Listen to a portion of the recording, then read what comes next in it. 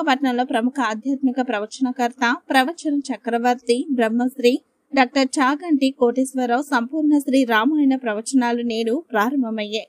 కొమ్మదిలోని గాయత్రి మహిళా ఇంజనీరింగ్ కళాశాల ప్రాంగణంలో ప్రారంభమైన ప్రవచనాలు 42 రోజుల పాటు కొనసాగుతాయి.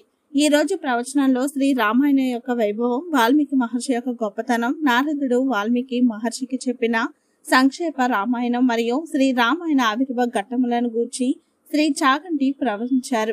శ్రీ రామాయణం మనిషిని సంస్కారవంతంగా తీర్చిదిద్దుతుందని, మానవ జీవితంలోని మౌలిక విలువలు, నీతి నియమములు మనందరికి నేర్పించడానికి రామాయణం కన్నా గొప్ప కావ్యం లేదని చాగంటి తెలియజేశారు.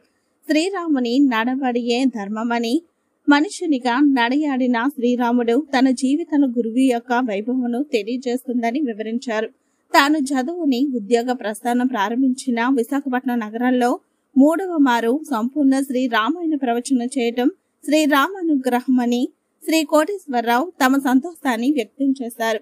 కార్యక్రమంలో గాయత్రి విద్యా పరిషత్ సెక్రటరీ ప్రొఫెసర్ సోమరాజు, కార్యక్రమ నిర్వాహకులు మరియు అష్టలక్ష్మి దేవాలయ ధర్మకర్తలు శ్రీ అన్నరాజు సత్యనారాయణమూర్తి దంపతులు, భీమిలి ఎమ్మెల్యే గంట శ్రీనివాసరావు, పుర ప్రముఖులు, అనేక మంది భక్తులు మరియు విద్యార్థులు పాల్గొన్నారు. రాక్షస సంహారం చేశాడా? రాముడే గుర్తొస్తున్నాడు. ఏది చూసినా రాముడే. రాముడు మనసంతా నిండిపోయాడు. క్రౌచపక్షుల జంట ఒకటి ఆ చెట్టు మీద కూర్చునుంది. మగపక్షి, ఆడపక్షి క్రౌంచి రెండు ఎంతో సంతోషంగా. అరణ్యం అన్న తర్వాత పక్షులు ఉండవా? వాటిని వేటాడే వాళ్ళు ఉండరా? బాణం వేయరా? కొట్టరా? ఇవన్నీ ఏమైనా చాలా అసాధారణమైన విషయాలా? కాదు. ఆ రోజున వాల్మీకి మహర్షి మనసంతా రాముడు నిండిపోయాడు. రాముడు నిండిపోయినా, రామాయణం నిండిపోయినా మనసు నిర్మలమైపోయి ప్రేమతో నిండిపోతుంది. అంతకన్నా ఇంకేం కావాలి? మనిషి మనసు ప్రేమతో నిండిపోయిందనుకోండి, మనిషి ఎవ్వరికి అపకారం చెయ్యడు.